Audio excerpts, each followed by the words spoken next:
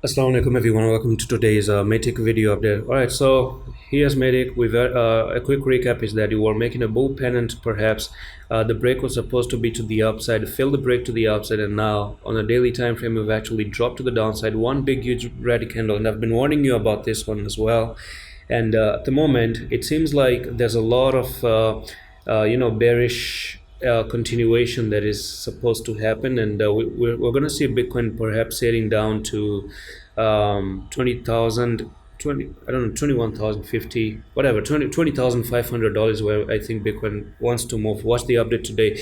Now the thing is, we're looking for Matic to basically retest a level that never really retested, and that's the 60 cents. 60 cents is a level that I've never seen Matic go to before, that is actually supposed to move down to. And if you do come down to this level, that would be amazing. Come down here, backtest this 0.6 level, hold it, then you might actually make a little bit of a relief here. Or if you actually completely try to take out the 0.6 and move down, then I reckon you're going to be making a huge downtrend once again to the downside. And this could be a massive trap, that push to the upside being a massive trap, and then boom, you start to move even way more lower.